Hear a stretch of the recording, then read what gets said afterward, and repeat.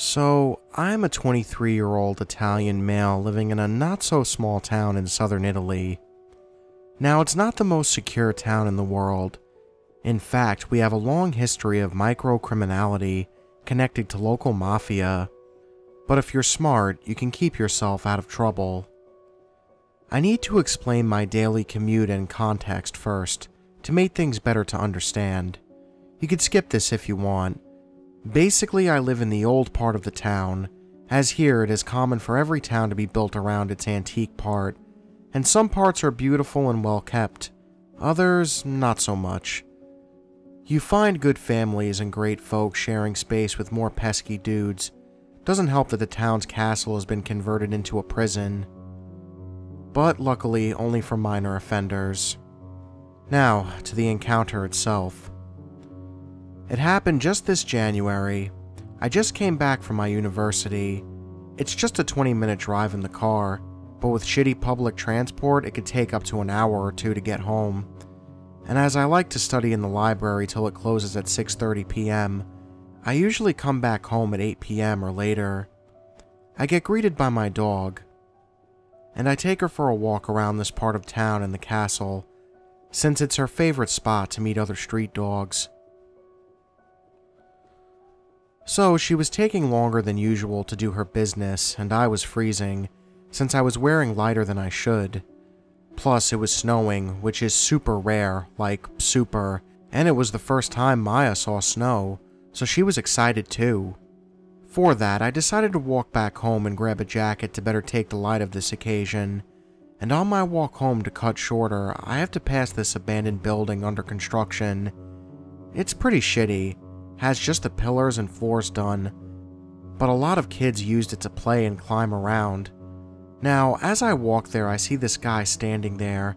His back was facing me, still like a rock with his head facing up, to the first floor of this abandoned building.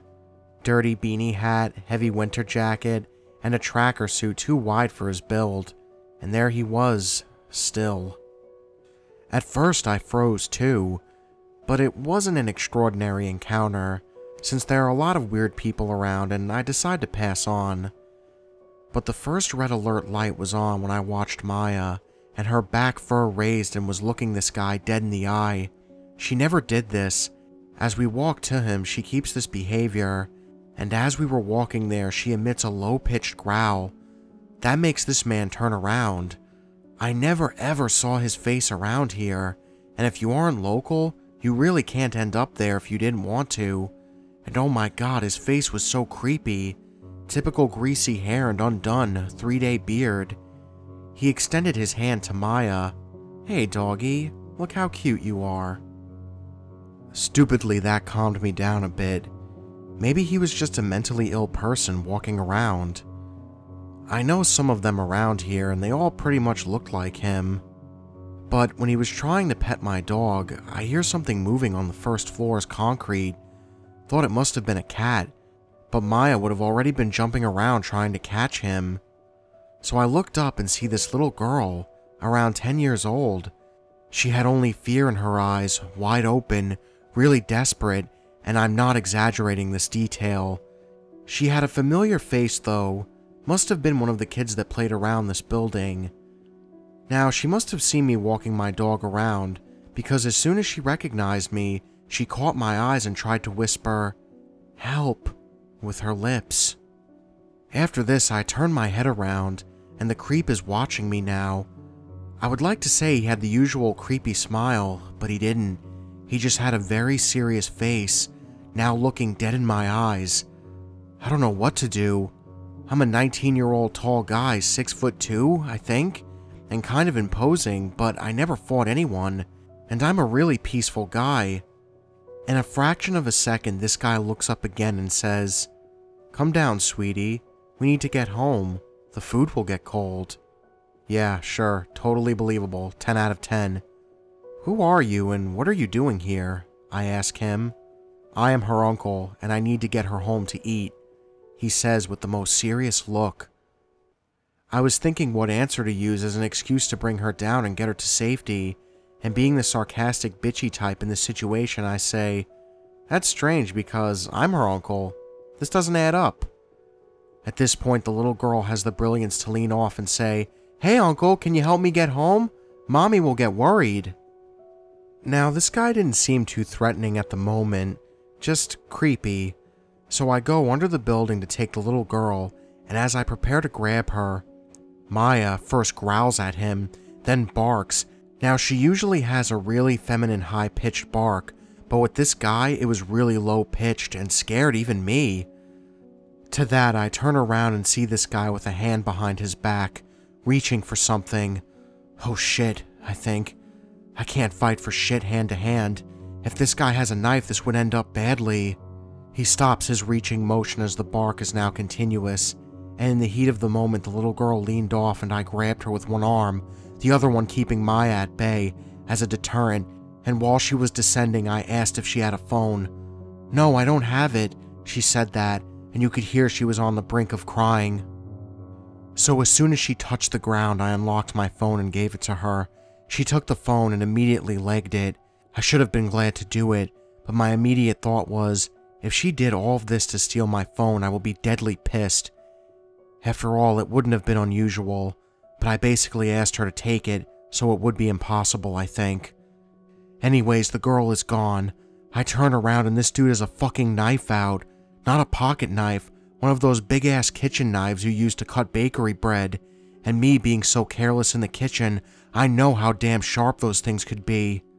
So I decided to run away too, but Maya decided, nope, I want to stand here barking at him, and I couldn't manage to pull her away.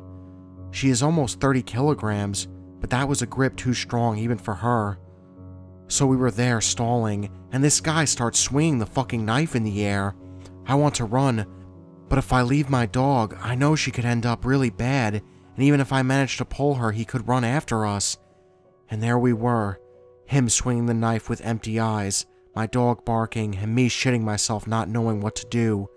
And to make things worse, my hands were freezing cold from not wearing gloves, and the grip on the leash was really starting to hurt. The one thing that still surprised me in that situation is the fact that I am absolutely sure that people around the block could hear that mess, but no one, not a single one, decided to take a look. Goddamn people. Anyways, after what seemed like a long time, but was probably less than 2 minutes, I hear footsteps coming from behind me, and from there a lot of people show up, probably her dad and some of her relatives, friends with a baseball bat. This is not going to end up well, I thought. As soon as the creep saw those men, he fucking threw the knife in my direction, and started to run to me, trying to go in the street in my direction. I didn't even try to block him because I was still frozen by the knife undertow, but Maya bit his leg, ripping a piece of the tracksuit off. But the dude didn't even care and ran for his life, with some of the girl's supposed relatives behind him. He eventually managed to get them off, but the girl's father came to me. I thought to thank me, but instead he screamed, "Who the fuck was that guy, huh?" waving the bat around. I looked at the girl telling him to calm down, but he only got more pissed, until the girl ran up to him telling him that I helped her, and gave my phone back. After that, he calmed down and said he was sorry. He told me thanks for helping his daughter, and offered me some coffee back at his house. I politely refused and went home, deciding that it was already too much shit to put up with for the night, and slept it off. The next morning, the police were at my house to take my statement.